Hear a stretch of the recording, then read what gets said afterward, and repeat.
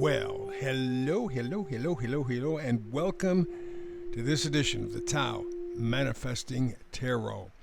This is a very unusual tarot reading, different from any others. I've been doing tarot for over 20 years, and I've never seen a tarot reading like this because this is not strictly a tarot reading. Yes, the basis of the reading is tarot, because we're focusing on frequencies, and tarot, in spite of what we have been told, tarot doesn't really predict anything. In the 20 years plus, I've never seen myself or other people really be able to predict anything. Once in a while, maybe you'll find something.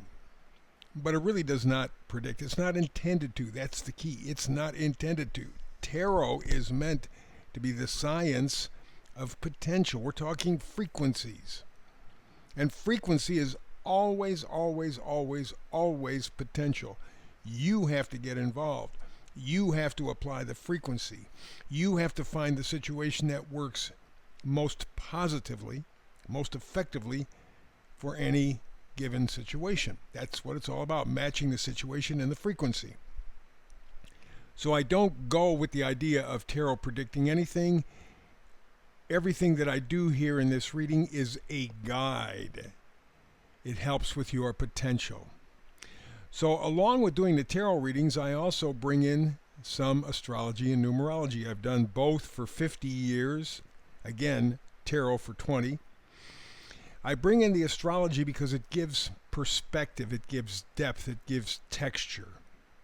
In other words, you can do a tarot reading and pick up a frequency, but that really doesn't help you very much unless you have some sort of a context, and that's what the numerology and astrology do, because they are the science of cycles. They do predict, in a manner of speaking, but they talk about reoccurring energy. The energy happened at this time in the past. This energy is now coming back. If it did this in the past, you can assume this is kind of the same feeling you're going to have now. And then you take that information and apply it to the tarot frequency. It is an extremely complete, comprehensive reading. No fun, no games, no nothing like that, which means a lot of people are not interested.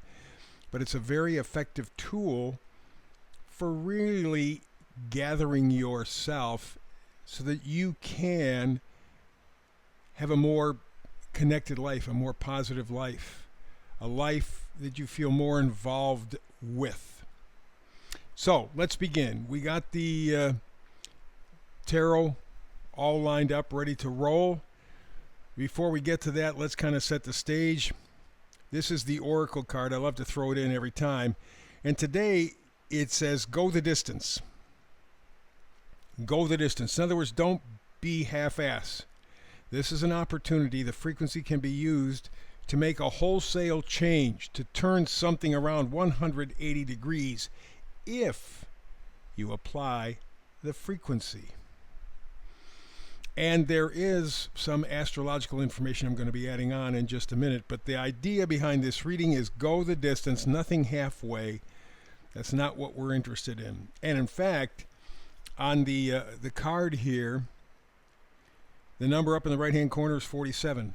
4, stability. 7 is some sort of spiritual or intellectual pursuit. 4 and 7 is 11, master number. This is a big, profound change that you have available to you. But remember, tarot just talks about possibility, potential. That's it. You bring the rest to the table. So with all that said and done, let's begin now to take a look at the tarot information. With that, we go to the first card, 6 of Cups. 6 of Cups talks about nostalgia. Going back to the past could be an idea, could be a person, could be some sort of an event, something that happened in the past that you are emotionally connected to. Now, it can be good or bad, don't know, but there is a strong emotional connection there. And so this first card says you have an opportunity at this point to find your emotional addictions. But you're going to have to go the distance, right? You're going to have to go full tilt. This is not a halfway kind of deal. It gets a little uncomfortable. It gets painful. I don't want to do it. I don't want to do it. Nope. It's not what the card is calling for. Six of Cups says you go to the past, find these or this individual emotional addiction that's holding you back, keeping you from growing and developing, and you work on it. How do you do that? Well, that's card number 2. Speaking of, Two of Pentacles. Twos are always decisions in numerology. Always. And the Pentacles are your value system. So what you're doing is you are going back to this person, place, or thing from the past, something that is helping you or hurting you, and you're going to try to make the most of it. And you're doing that with the Two of Pentacles. You're making a decision, a value judgment. You're trying to figure out, how can I adapt to make my life better, to make me better, to help me feel connected to my life, not just walking through life, existing, but actually being a part of my life, having an experience, a genuine experience. So while the first card talked about finding your emotional addictions and addressing them, the second, once you've done that, recalibrate your value system. Your value system is going to have to change. It doesn't mean that you got to get rid of it. It just means that you're going to have to adapt, and that's what's being called for right now. And the final card, the Knight of Wands. Wands are positivity, enthusiasm, joy, just kind of fun stuff, although very intense stuff as well. And so the Knights always bring gifts. So the Knight of Wands brings confidence and courage, passion. It's the juice of life. So here you have the Six of Cups. You're going to reach into the past to some situation, person, place, or thing. Bring that forward, reevaluate what you think is important in your life now in relation to those from the past, and then you're going to step into the future. You're going to bring passion to your life. You're going to bring excitement into your life. You're going to bring enthusiasm to your life. All of that is extremely important. Courage, confidence, passion. Ooh, nice. So that's what you're doing. So with the first card, you're finding your emotional addictions and addressing them. The second card, you're recalibrating your value system based on how you dealt with your emotional addictions. And then finally, you're building your courage and your confidence to move ahead in a much more positive, productive, enjoyable way. Now, that is the part that we're focusing on at this point, right? But let's go back a little bit. Let's talk astrology, okay? And within connection to what we were just talking about, 7 planets were lined up together earlier this year, I think in February. They were connected to an eclipse. About 2022, about 2-3 years ago, we had a similar situation. And again, this year, we had this situation. All of this is leading to a conclusion in 2040.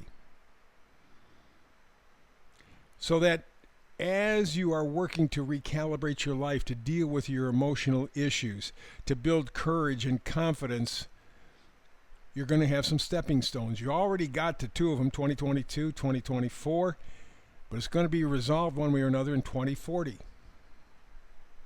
It's going to be some pretty interesting stuff. It'll be karmic for sure. But you're setting the stage now for that monumental spurt of potential growth. Potential, because you can always refuse to grow. That's your call. That's our call. That's our individual call. That's the karma. But that's what's waiting for you. Find your emotional addictions, deal with them, recalibrate your value system, and then build on all of that with courage and confidence. 2040. We're going to do the same thing we've done in 2022, 2024. 7 or 8 planets lining up together. That's powerful juju. But now you know about it, so you can deal with it. So that's the reading for today. Please like, subscribe, and share. It's very, very important these days with what's going on the internet. They're kind of playing games. So like, subscribe, and share. And we will get together again very soon to take a look at all of the energies that kind of shape your life and the energies that you interact with. So between now and then, peace and blessings.